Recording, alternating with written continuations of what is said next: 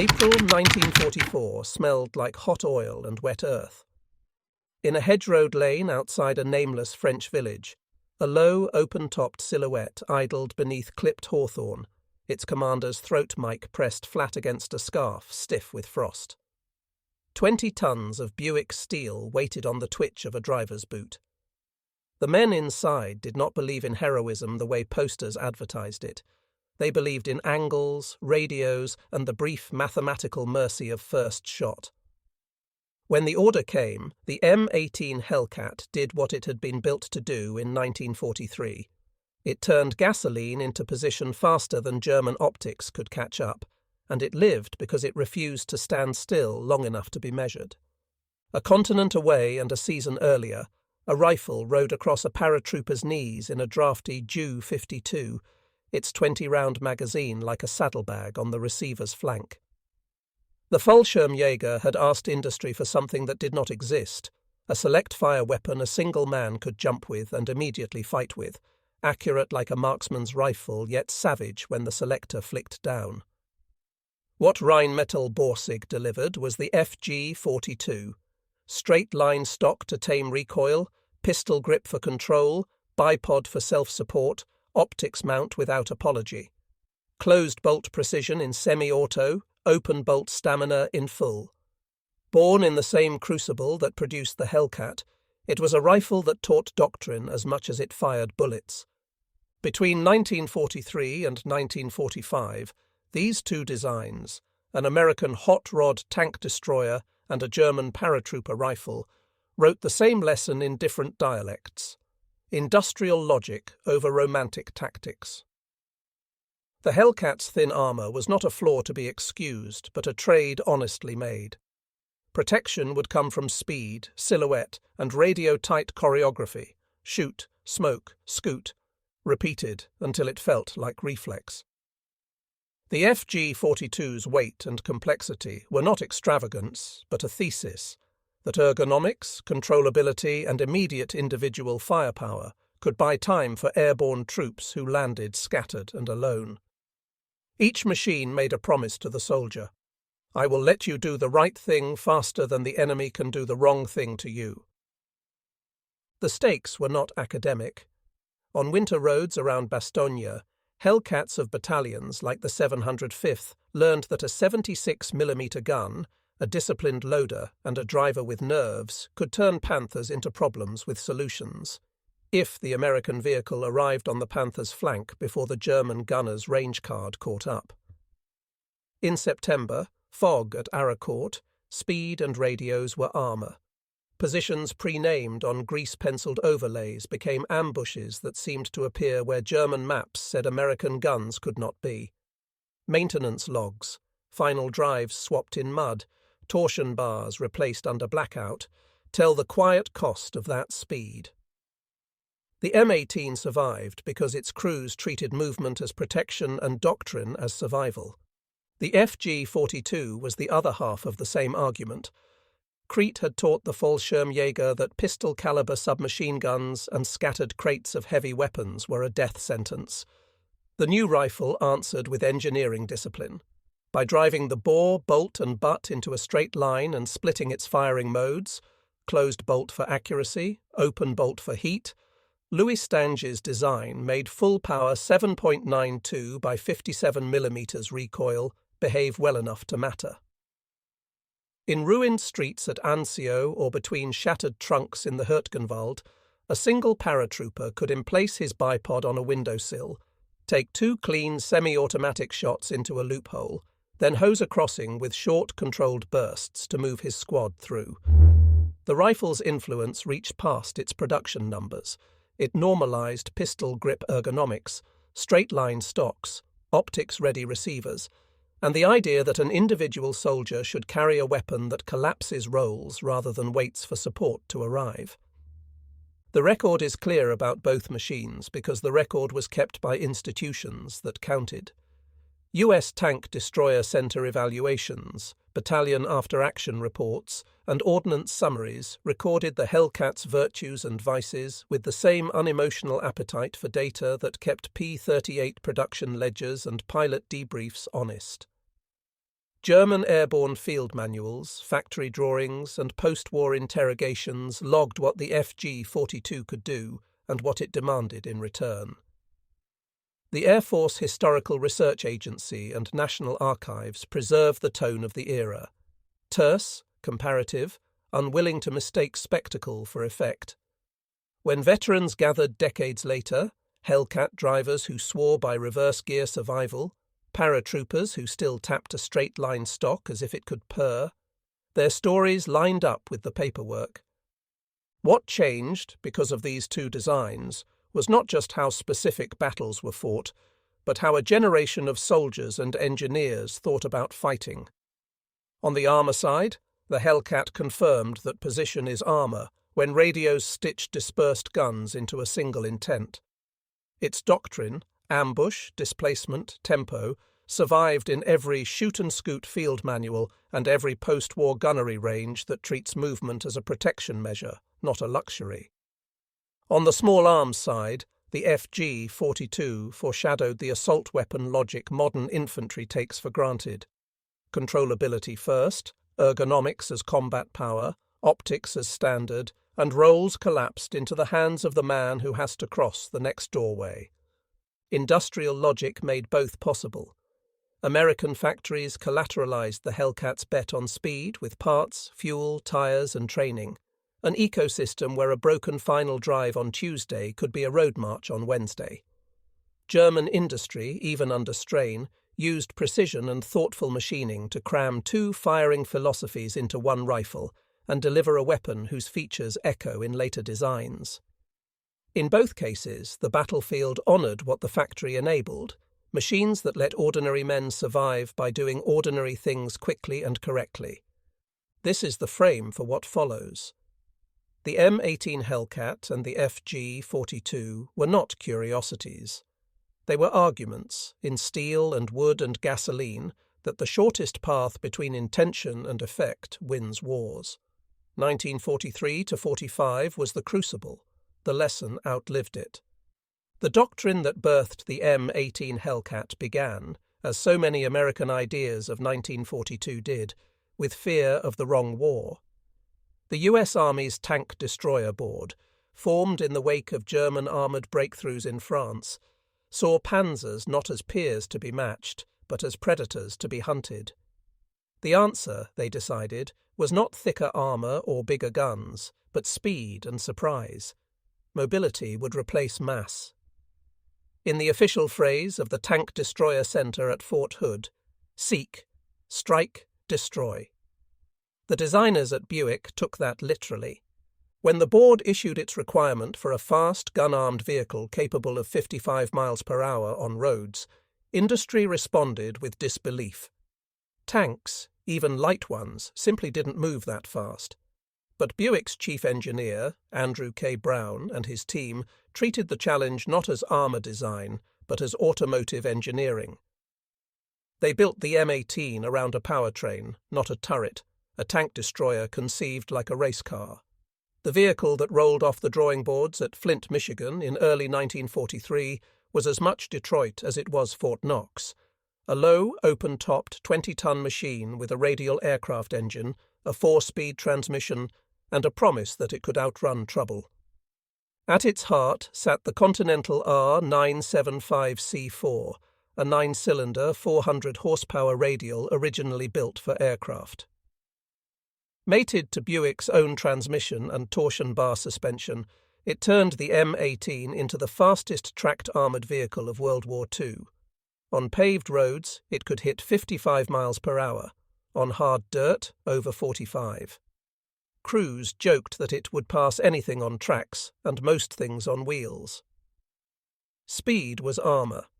The Hellcat's welded steel hull was only 12.7 millimeters thick on the front, 9.5 millimeters on the sides, enough to stop rifle fire, not 75 millimeter shells. But the Tank Destroyer Board had defined protection as avoidance. If the enemy had time to aim, you'd already failed the doctrine. The open turret was both necessity and philosophy. Necessity, because the weight saved by omitting a roof made the Hellcat's power-to-weight ratio a staggering 20 horsepower per ton. Philosophy, because doctrine demanded situational awareness above all. A five-man crew, commander, gunner, loader, driver, assistant driver, lived half exposed to the sky. In winter rain and artillery spray, they cursed the wind. In combat, they blessed the visibility.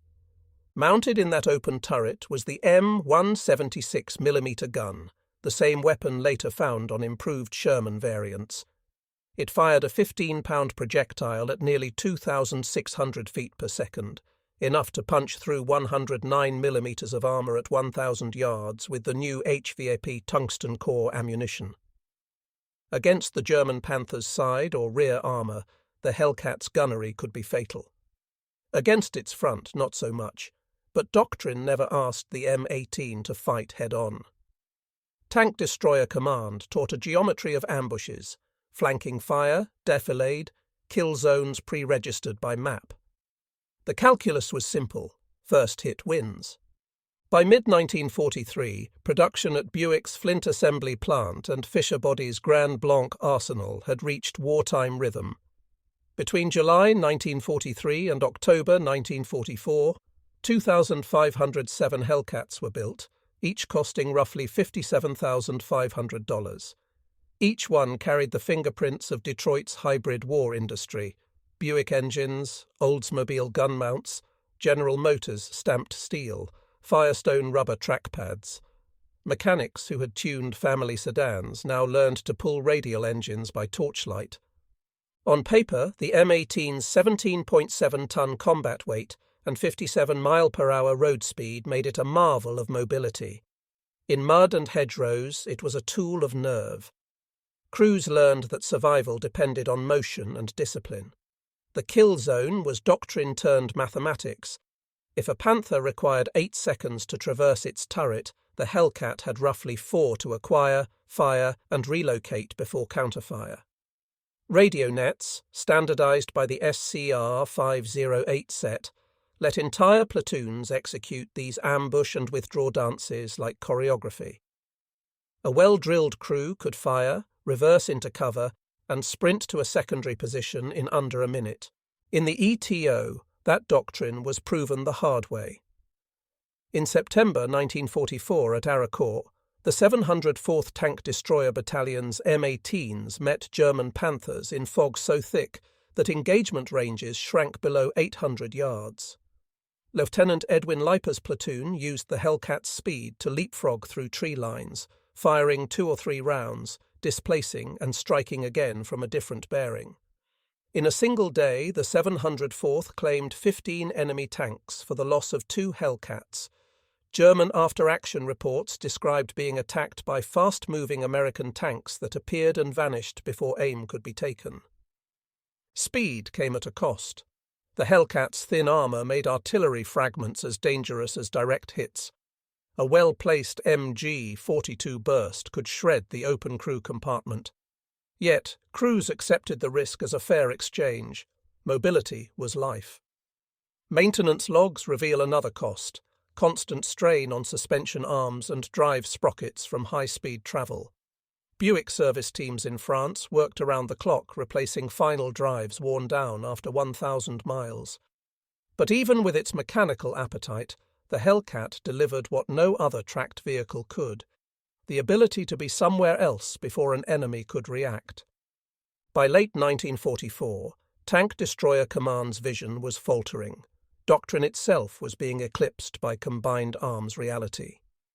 But the M18 endured, repurposed as a fast, flexible gun platform. Its philosophy, velocity as armor, agility as lethality, outlasted its doctrine. Engineers studying post-war armored combat kept its lessons.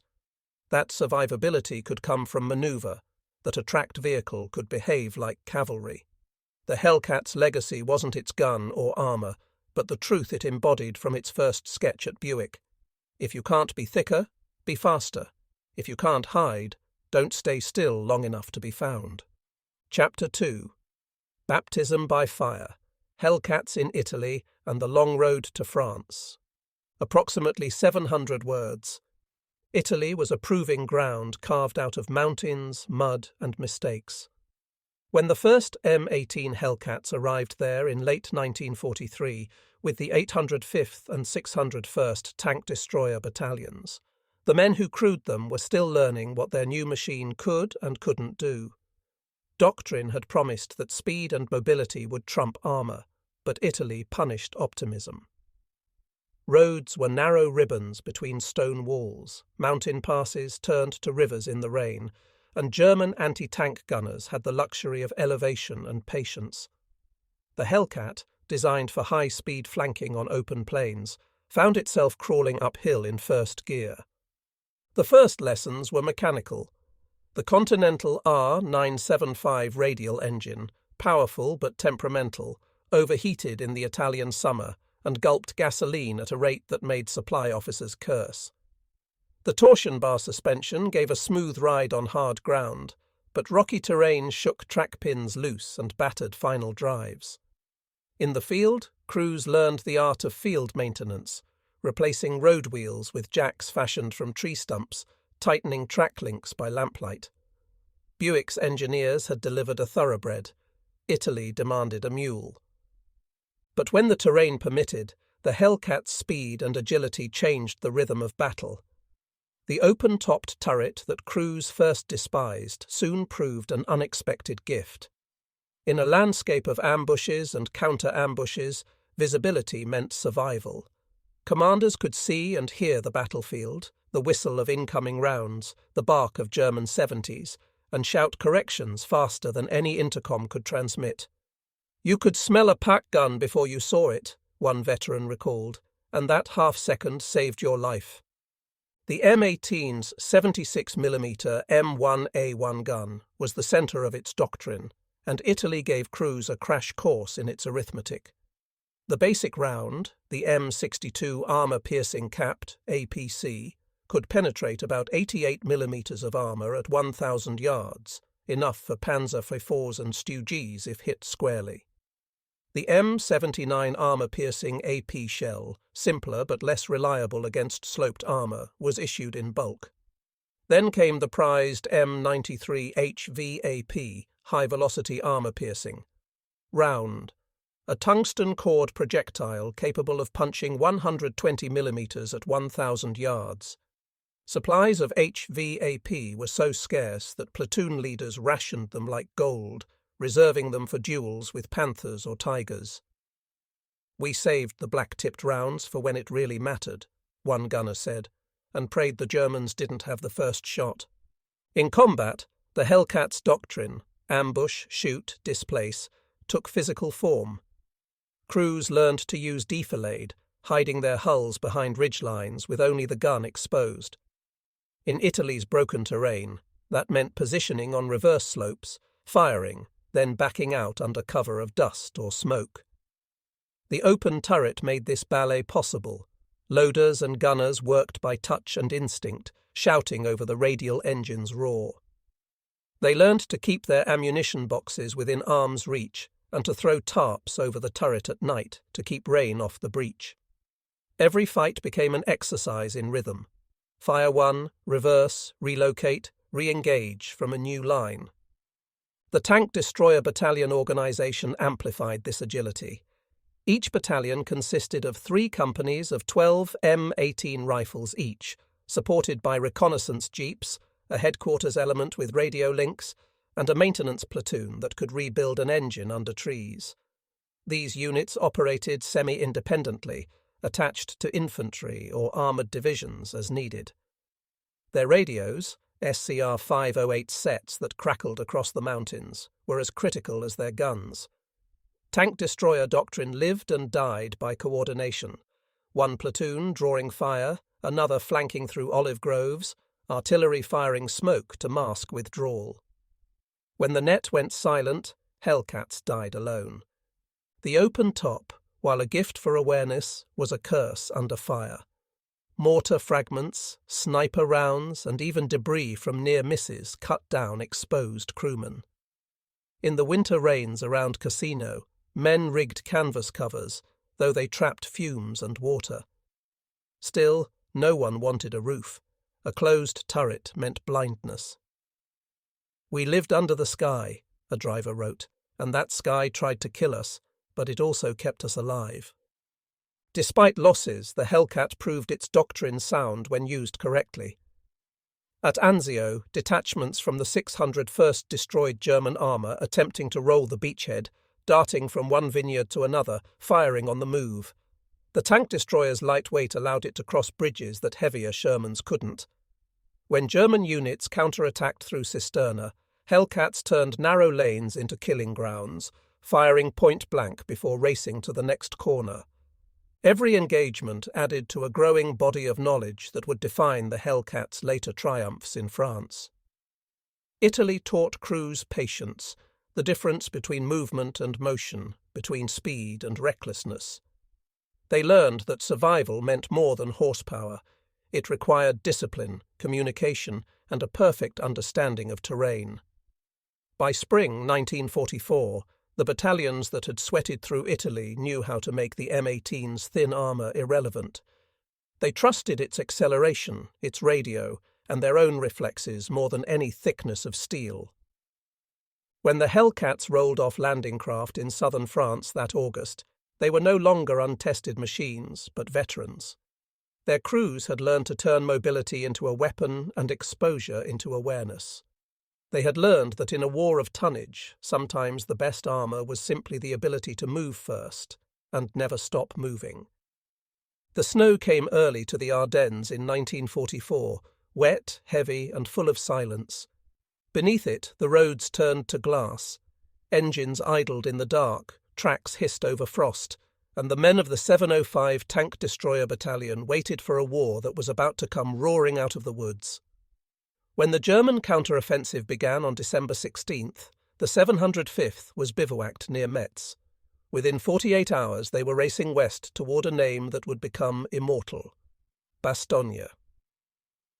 The battalion had been trained for speed, not siege. The Hellcat, M18 GMC officially, was a contradiction on tracks, 20 tons of open steel that could sprint past any tank in Europe. To its crews it was a greyhound, fast and fragile, its thin armour a constant reminder that it survived by motion, not defiance. The 705th, under Lieutenant Colonel Clifford D. Templeton, would test that philosophy in the worst conditions imaginable: freezing roads, overcast skies, and an enemy whose tanks outgunned and outweighed them 2-1. When the 101st Airborne dug in around Bastogne, Templeton's Hellcats formed the armoured perimeter. Each company, A, B, and C, spread along the frozen road network from Noville to Marvy, creating mobile fire brigades. The doctrine was pure tank destroyer command: ambush, shoot, relocate before the enemy could return fire. But on the Bastogne roads, even moving was an act of courage. The Continental R975 radial engines, tuned for summer, coughed in the cold, and the Hellcat's rubber track pads turned brittle as glass. Mechanics heated oil pans with blowtorches and stripped gloves to finger-tighten spark plugs in the snow. Fuel was gold. The 705th's after-action reports show crews rationing every gallon, siphoning from disabled vehicles and abandoned jeeps. A Hellcat could burn 1.3 miles per gallon under combat conditions. At Bastogne, resupply was measured in jerrycans dropped by C-47s through shell bursts. Templeton's logistics officer, Captain Fred Borgman, recorded that each company averaged 35 gallons of gasoline per day through the siege, barely enough to keep half their machines mobile. When the Germans came, they came with Panthers, 50-ton Predators whose 75mm high-velocity guns could pierce any Allied tank from a mile out. The Hellcats couldn't match that reach, but they didn't have to. Templeton's men understood the geometry of survival. If the Panther's turret traverse took 8 seconds and your Hellcat could hit 50 miles per hour, you could close, fire, and vanish before his gun came around. The equation was brutal but dependable. Speed plus HVAP equals life. The M93 high-velocity armour-piercing round, scarce but priceless, changed the odds. At 3,400 feet per second, Its tungsten core could punch through a Panther's side armour at 800 yards. Gunners like Sergeant Bill Rutledge of C Company learned to wait for that exact angle, the moment the German driver exposed his flank crossing an intersection or pivoting his hull. "If you saw that broadside, you didn't waste a second," he recalled. "You fired, and you prayed he'd stop moving before you did." The 705th's baptism came on December 19th near Neuville, when German armour, elements of Panzer Lehr Division, pushed down the icy road. The Hellcats lay in ambush, hulls dug into snowdrifts, engines idling under tarps to muffle their sound. When the first Panther crested the ridge, they opened fire at 700 yards. The first shot ricocheted, the second, an HVAP round, struck the turret ring and blew the hatch clear. Within 3 minutes, 5 Hellcats had destroyed 3 Panthers and disabled a fourth, then reversed out before return fire found them. German infantry reported small, fast tanks appearing and disappearing like ghosts. But the arithmetic of survival had costs. The Hellcat's thin armour, no more than half an inch, meant even a near miss could kill. A single 88mm burst could turn the open turret into a blender of steel fragments. At Marvey, a direct hit vaporized a platoon leader's vehicle. His loader, blown clear, returned to the line that night with a new machine. The crews adapted by making movement doctrine itself. 2 minutes stationary was too long. They fought with stopwatches in their heads. By Christmas Eve, fuel and ammunition were nearly gone. Each gun tube had fired hundreds of rounds. The rifling on many was worn smooth. Crews salvaged propellant from dud shells, fired practice rounds at night to keep barrels warm. Track wear was catastrophic. Frozen mud and gravel ground the rubber shoes to the cords. Yet the Hellcats kept moving, slipping between positions while artillery thundered overhead. The battalion's motto, "Seek, Strike, Destroy," had evolved into a grim corollary: move or die. When Patton's Third Army broke through on December 26th, the 705th had lost 7 Hellcats and 34 men. Their claim reports tallied 41 German tanks destroyed, most by ambush fire at under 800 yards. In the frozen wreckage around Bastogne, the proof lay in burned-out Panthers and shell casings piled beside the M18. The Greyhounds had survived not through armour or luck, but through the cold logic of their doctrine: speed as armour, precision as vengeance, and discipline as the only warmth left in a frozen war. Templeton's after-action report ended with one line that said everything. "Our greatest protection was movement. When we stopped, we died." By September 1944, the M18 Hellcat had become more than a fast curiosity. It was doctrine-made steel, mobility, radios, and mathematics replacing armour thickness and brute force. The Tank Destroyer Command's ideas, often derided as theoretical in 1942, found their vindication in the rolling fields east of Nancy, France, where fog and improvisation fused into one of the most decisive armoured duels of the Western Front: Arracourt. The 4th Armoured Division, supported by the 704th Tank Destroyer Battalion, had been advancing through Lorraine when the German 5th Panzer Army counterattacked in mid-September. On paper, the Germans held every advantage: new Panthers, seasoned crews, and favourable terrain. The Americans had fewer tanks, thinner armour, and visibility measured in yards. The fog turned the battlefield into a chessboard of ghosts. Yet it was here, in the half-seen distance of the French dawn, that the M18 Hellcat proved its purpose.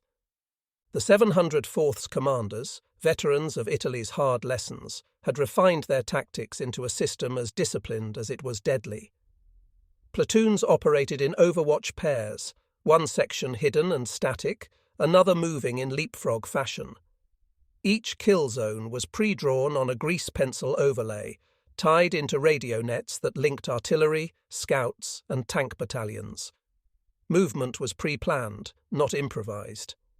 Every time a Hellcat fired, a route of egress was already plotted: down a hedgerow, behind a ridge, across a drainage ditch. When the Panthers rolled in near Lunéville on September 19th, the fog was so thick that gunners fired at muzzle flashes. Lieutenant Edwin Leiper of C Company described the scene. "You'd hear an engine, smell the exhaust, and then see a shape. We fired by sound before we saw colour." The Hellcats used the mist as armour, closing to 500 yards, firing, then vanishing in reverse before the German guns could traverse. Radio coordination made the difference. While one platoon fired and displaced, another ambushed from a flank, guided by scout cars relaying bearings through the SCR 508 sets. The Germans, trained for decisive shock and mass, found themselves fighting smoke. Panthers advanced into empty fields, their long 70s slewing toward echoes. The heavy tanks could dominate open ground, but in Lorraine's folds and hedgerows they were too slow to pivot, too high to hide. The Hellcats, barely 10 feet tall, appeared, fired, and disappeared, leaving Panthers burning from side penetrations they never saw coming. By the battle's end, the 704th's after-action report claimed 39 German tanks destroyed for the loss of 4 M18. Even if post-war analysis trims those numbers, the ratio tells the truth. Doctrine had matured into mastery.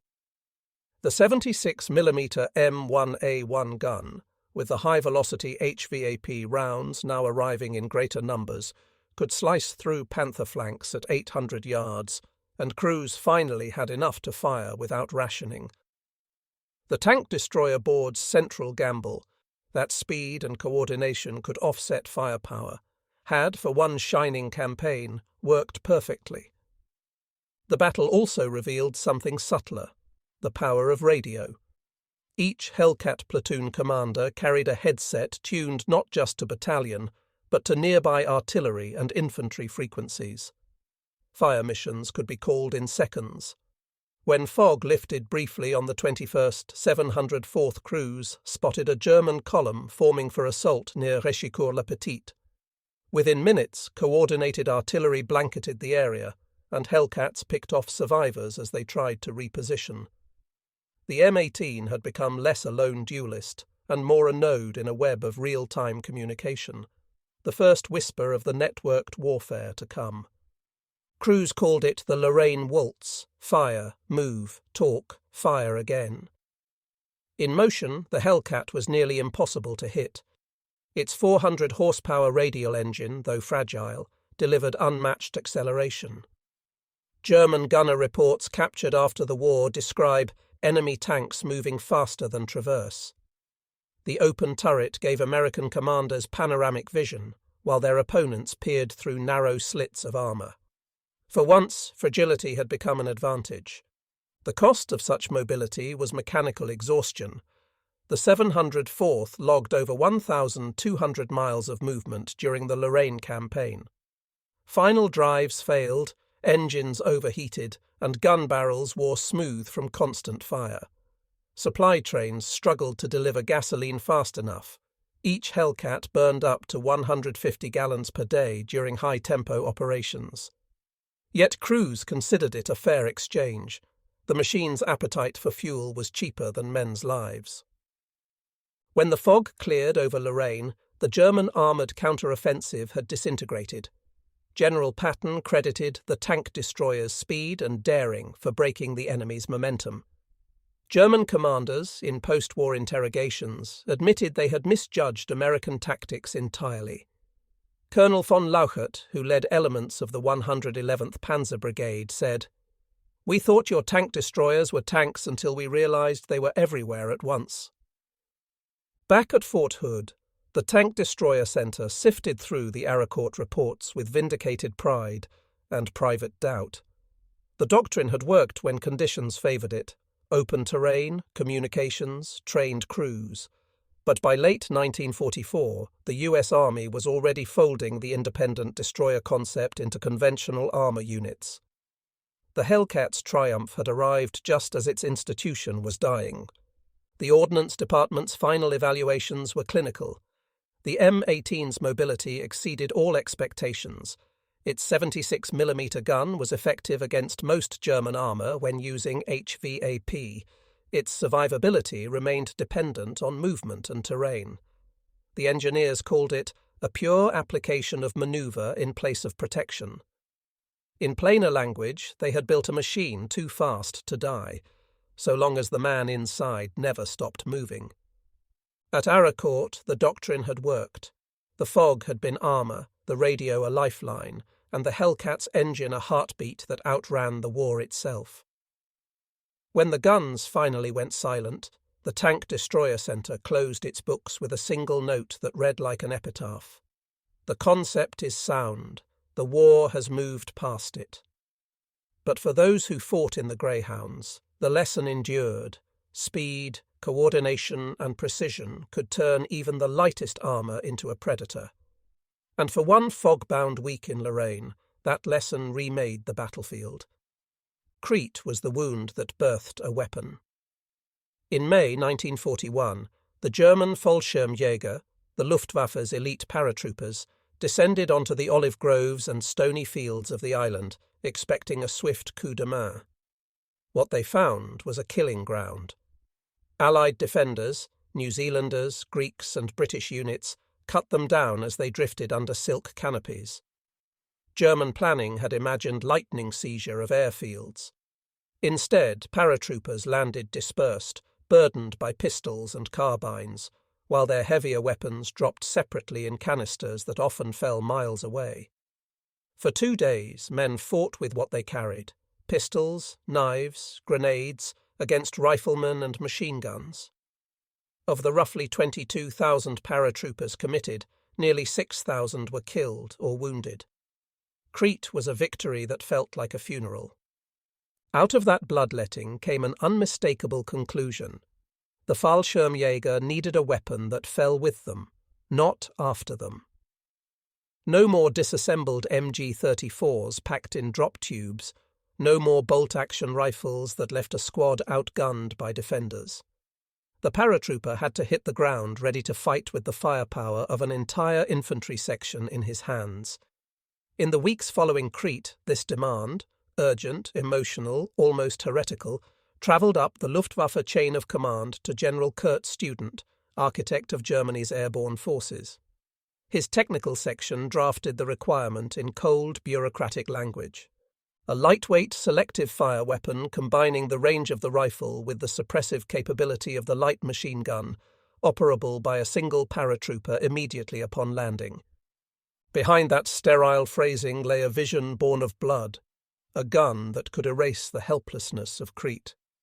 The task went to Rheinmetall Borsig, and within its design bureau, one name stood out: Louis Stange, a gifted engineer who had already worked on MG prototypes. Stange's challenge was paradoxical: to compress the firepower of a squad into a single rifle no heavier than 10 pounds. The Luftwaffe wanted it chambered in the full-power 7.92 by 57mm Mauser, the same cartridge as the Kar-98K and MG-34, ensuring ammunition compatibility. Yet it also had to be short enough to jump with, controllable in automatic fire, and accurate to 600 metres. It was, in essence, a weapon that shouldn't have been possible in 1942. Stange approached it not as a soldier's tool, but as an industrial equation: mass versus recoil versus geometry. His first principle was alignment. Every rifle recoiled. The trick was to make it recoil in a straight line. Traditional rifles with dropped stocks forced the recoil vector above the shooter's shoulder, causing muzzle climb. Stange built the FG-42 with its bore axis, bolt and stock perfectly in line, channeling recoil straight back into the shooter's body. It was revolutionary, the ancestor of every modern assault rifle layout from the M16 to the SCAR. To keep it controllable, he paired this geometry with a gas-operated system derived from the Lewis gun, a rotating bolt that locked firmly yet cycled smoothly. The gas piston ran along the barrel's right side, compact and simple to strip in the field. The side-mounted magazine, protruding from the left, was a concession to parachute practicality. It allowed the weapon to remain flat against the jumper's chest, and it freed the prone shooter's line of sight. The Luftwaffe had demanded that paratroopers be able to fire from cover immediately upon landing. The left side feed kept the weapon stable in the dirt. Weight demanded compromise. The FG-42's receivers were stamped steel, a rarity in 1942, but a glimpse of the future. The stock was walnut or, in later models, laminated wood. The barrel fluted to shave ounces.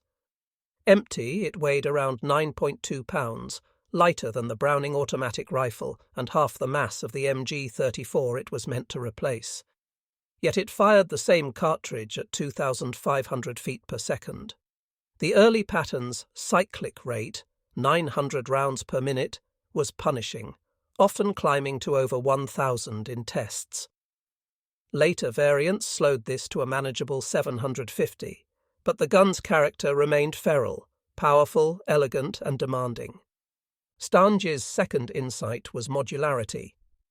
The FG-42 incorporated features from rifle, machine gun, and sniper weapon alike. A folding bipod for sustained fire, a detachable bayonet that doubled as a fighting knife, and mounts for optics, usually a 2.5 by ZF4 scope. In an airborne squad, a single FG-42 could serve as rifle, automatic weapon, and marksman's tool, depending on how it was equipped. Its ergonomics, the straight grip, high stock comb, and forward balance, were decades ahead of their time. When the first prototypes reached testing grounds in 1942, they astonished evaluators. The weapon's accuracy rivaled that of standard rifles in semi-automatic fire, and at short range, its automatic bursts tore targets apart. But it was expensive, 5 times the cost of a Kar 98K, even in limited production. Machining the tilting feed mechanism, precision bolt and gas system required skilled labour Germany no longer had in abundance. Still, the Luftwaffe pressed on. For Student and his men, this was not a matter of economy, but redemption. Crete had humiliated the Fallschirmjäger. The FG-42 would restore their myth. Production began in 1943, but only a few thousand were completed before the end of the war, roughly 7,000 to 9,000 units depending on the source. The early Type E pattern featured a sharply angled pistol grip and stamped metal furniture. Later Type G models refined the ergonomics and added a muzzle brake to tame recoil. Each weapon was a work of precision engineering, part rifle, part cymbal, a machine built to avenge the helplessness of 1941. The FG-42's baptism came in Italy and later in the defence of Monte Cassino. Paratroopers who had once leapt with pistols now fought with a rifle that could match Allied automatics round for round. Accounts from American and British soldiers repeatedly note a distinctive rapid stutter, unlike any German small arm they had heard before. In the ruins of Cassino's monastery, captured examples stunned Allied ordnance officers, short, balanced, and astonishingly modern. One US report concluded, "The German FG-42 represents a radical and effective integration of rifle and machine gun functions in one portable arm." Crete had demanded a weapon that could fall from the sky and fight alone. The FG-42 answered that demand. It was too complex, too costly, and too few. But its ideas would outlive the Reich. The straight-lined stock, the pistol grip ergonomics, the controllable full auto fire from a shoulder weapon, these would reappear a generation later in the US M60, in the FNFAL, and in every modern assault rifle that valued controllable power. In the end, the FG-42 was more than a rifle. It was a promise made to the ghosts of Crete, that no German paratrooper would ever again fall helpless from the sky. It was the weapon of a lost faith in airborne warfare, forged from defeat and genius in equal measure, and though it arrived too late to change the war, it changed the language of weapons forever. War has a way of teaching design what textbooks never can. The FG-42's evolution from the early side-feed patterns to the later underfeed variants is a short course in that pedagogy. Practical combat forced a gun to change its weight, its balance, and even the way it breathed. The first FG-42s, often catalogued in German records as early Type E/I patterns, carried the magazine on the left side. That layout kept the receiver low against a jumper's chest and made the rifle shorter on the run, a virtue for men who landed scattered in orchards and hedgerows. In recoil and handling, these early guns were startlingly nimble for a 7.92 by 57 mm weapon. Their straight-line stock and forward balance let a trained paratrooper control bursts that would have wrecked other rifles. But the side feed produced an awkward prone signature. The magazine protruded when a man lay flat, raising his silhouette and snagging in scrub and rubble. It also induced a subtle left-hand torque that a shooter compensated for until it became habit. Combat solved the problem. Field reports from Anzio and at Monte Cassino, places of rubble, narrow lanes, and bloody rooms, favoured a weapon that could lie flat and present a low profile. Thus, the Type G/2 and subsequent underfeed patterns pushed the magazine beneath the receiver. The rifle grew a little heavier, but its balance improved dramatically. Prone firing became natural. A paratrooper could lay his bipod, smooth the cheek weld, and fire semi-automatic shots that fell on target with the precision of a bolt gun. In close streets, he could flip the selector, lean into full auto, and deliver suppressive bursts that turned a window into a curtain of lead. That selector was more than convenience. It was cunning engineering intended to solve two mortal problems: accuracy and cook-off. The FG-42's firing mechanism deliberately combined closed-bolt operation for semi-automatic fire with open-bolt cycling in full automatic. In semi-auto, a closed bolt confers stability, less bolt movement at the instant of firing, and thus better first-shot accuracy. For a paratrooper who might need two precise shots through a loophole at 300 to 600 meters, that accuracy could mean survival. But sustained automatic fire with a closed bolt heats the chamber and risks a cook-off, an uncommanded round firing from a red-hot chamber. Open-bolt automatic cycling prevents that by leaving the chamber empty until the bolt slams forward on the trigger pull, allowing air to cool the barrel between bursts. In the ruins around Monte Cassino, in the muddy approaches to Anzio, and later in Normandy at Carentan, FG-42s turned individual soldiers into small automatic units. British and American infantry accounts repeatedly describe a long German rifle that emptied like a machine gun. In woodland fights like the Hürtgenwald, where visibility was measured in meters and fire lanes were a man's worst enemy, the FG-42's bipod and semi-auto accuracy let snipers and marksmen pick off targets at ranges that blunted Allied advances. Where the paratrooper could deploy his bipod and lie in wait, a single FG-42 could suppress a platoon until mortars and reinforcements arrived. But the weapon demanded skill. Its full-power cartridge tore into a soldier's shoulder in sustained automatic. The iron sights were offset for the side feed and later relayed for underfeed variants. Magazines, 20 rounds, were pricier, heavier, and less tolerant of dirt than the Kar 98K's stripper clips. The FG-42's cyclic rate, initially high, near 900 to 1000 RPM in early runs, was later moderated by trim changes and muzzle brakes, but recoil management remained a duty taught in hours of range time. Units that trained on the rifle exploited its strengths, units that did not found it a temperamental luxury. Captured examples and Allied ordnance tests confirmed what paratroopers bragged about. In semi-automatic, the FG-42's first-shot dispersion rivaled bolt-action rifles. In controlled bursts from support, it produced a density of fire formerly achievable only by light machine guns. That duality irritated logisticians. Complexity, cost, and low production numbers, only a few thousand built, meant the FG-42 could never be more than an elite tool, but tacticians could not ignore the effect on the ground. The FG-42 did not so much invent a new class as prove a thesis. Merge precision and volume in the hands of one man, and you alter the tempo of small unit combat. Its pattern changes, side feed to underfeed, light to more stable, were not mere tweaks, but doctrinal answers to problems that guns alone could not solve. In streets and forests from Italy to Normandy, that answer reshaped firefights. Paratroopers could land with the means to hold a lane, to fall back under weight of fire, or to seize a choke point with the automatic presumptions of a light machine gun and the accuracy of a rifle. The FG-42's combat history is not about mass production or strategic impact. It is about moments, an emplaced bipod, a closed-bolt first shot that killed a machine gunner, an automatic burst that bought time for a squad to cross a street.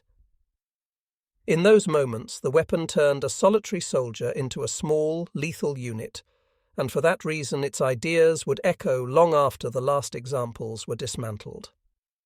The FG-42 did not end the war, but its DNA threaded through the next generation of small arms in ways that were less about exact parts and more about design logic. Its lessons, control a full-power cartridge by geometry, put firing controls where the hands naturally fall, and build optics and bipods into the basic package, became post-war defaults. Engineers and generals may not have called it the prototype of the modern infantry rifle at the time, but subsequent weapons designers treated many of its solutions as proof of concept. Start with the operating envelope. The FG-42 solved recoil not by magic, but by geometry, a straight-line stock that put the bore, bolt and shoulder on the same axis. That alignment drastically reduced muzzle climb and made controlled automatic bursts practical from the shoulder. The idea was simple and powerful. Move the recoil force into the shooter's spine instead of letting it torque the muzzle up. That principle shows up repeatedly after 1945. The concept of straight-line stocks and high-comb ergonomics appears in everything from light machine guns to modern assault rifles, because it lets a soldier maintain aim under rapid fire. Closely related is ergonomics. The FG-42 normalized the pistol grip and the forward balance that puts the center of mass near the receiver, features that let a single operator manage recoil and sight picture during bursts. Those ergonomic choices moved from exotic in the early 1940s to standard by the 1960s. The rifle's forward-thinking receiver layout also anticipated an industry shift. Receivers increasingly designed to accept optics as part of the baseline configuration, rather than as an afterthought. The FG-42 had optics mounts and a shooter-forward philosophy that said precision and volume could and should coexist. The lineage to weapons like the US M60 is not one of direct cloning, but of intellectual inheritance. Post-war small arms engineers studied captured FG-42s and other German designs and absorbed operating ideas, gas operation with robust, reliable bolts, attention to rate of fire control, and a bias toward modularity. The M60's gas system and emphasis on a light, mobile, belt-fed general-purpose machine gun fit into the same evolution. Take the controllability of a rifle and adapt it to sustained automatic rolls. Some feed and reciprocating mechanism lessons in Western GPMGs and squad weapons drew upon what wartime German engineering had demonstrated about reliability and maintainability under stress. Yet a critical reason the FG-42 did not become the assault rifle is cartridge choice. Chambered for the full-power 7.92 by 57 mm Mauser, the FG-42 delivered rifle range lethality, but with recoil and muzzle impulse that limited prolonged controllable automatic fire from the shoulder. An assault rifle, in its classical definition, pairs selective fire with an intermediate cartridge, powerful enough for effective ranges out to a few hundred meters, but light and soft enough to allow controlled bursts and greater ammunition carriage. The German STG-44, with the 7.92 by 33 Kurz, first proved that intermediate cartridges made selective fire, shoulder-fired tactics practical. After the war, the global move to rounds like the Soviet 7.62 by 39 mm and later the NATO 5.56 by 45 mm closed the gap the FG-42's cartridge left open. So where the FG-42's immediate mechanical heirs, heavy, complex and relatively rare, failed to propagate wholesale, its ideas did. Straight-line stocks, pistol grips, bipods, optics-ready receivers, and an insistence on controllability became staples. Weapons designers realized you could combine accuracy and volume if you matched layout to cartridge. When intermediate rounds made controllable full auto a practical reality, the FG-42's core thesis, that one man could carry a weapon that merged precision and suppressive power, was finally realizable at scale. The FG-42 was therefore less an evolutionary dead end than a conceptual bridge. It showed what an individual weapon could be if ergonomics and operating systems were rethought from first principles. Once the global small arms community found the right balance of cartridge, materials and production methods, those principles spread. The practical assault rifle, modern squad automatic weapons, and many general-purpose machine guns carry echoes of that Crete-born design. The rifle's most lasting legacy is a simple rule that now reads as common sense. Make the weapon fit the man and the round fit the tactic, and the soldier's effectiveness multiplies. History likes heroes, tanks that roar, rifles that thunder. But the true victors of modern war are often equations: horsepower versus tonnage, rounds per minute against dispersion, logistics throughput against battlefield tempo. The M18 Hellcat and the FG-42 are not merely artifacts. They are compact lessons in that cold arithmetic. Together they teach that survivability and lethality are problems with multiple correct answers, and that industry must be able to pay for whichever answer doctrine demands. The Hellcat's simple lesson is brutal and arithmetic. When you cannot out-armor an enemy, out-move him. Buick and the tank destroyer board answered a tactical shortfall with velocity. The M18 traded steel for speed and then weaponized that trade.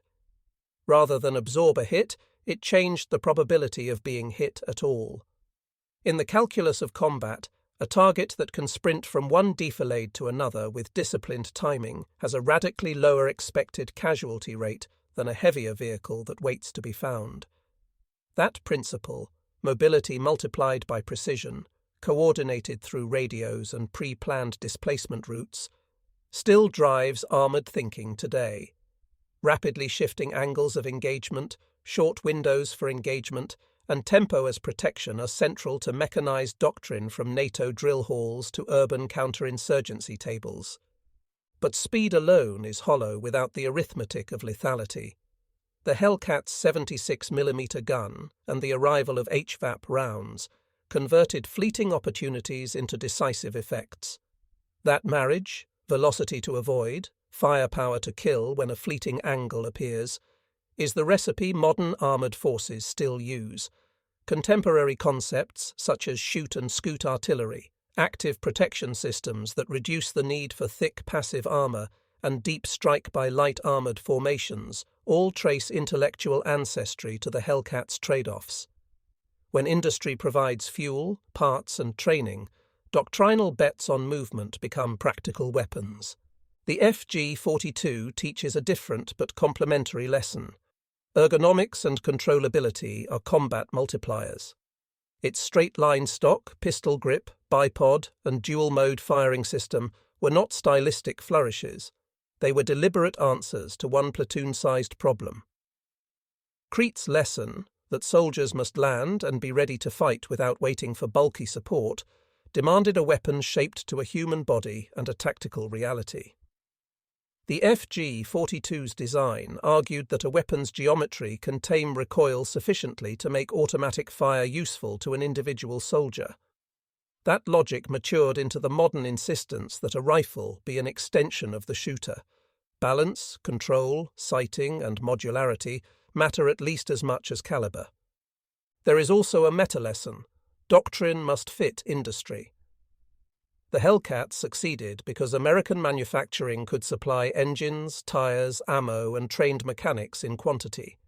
The FG-42's brilliance was constrained by German industrial limits: cost, skilled labour, and scarce tungsten for ammunition. A concept that theory loves can fail if factories cannot sustain it.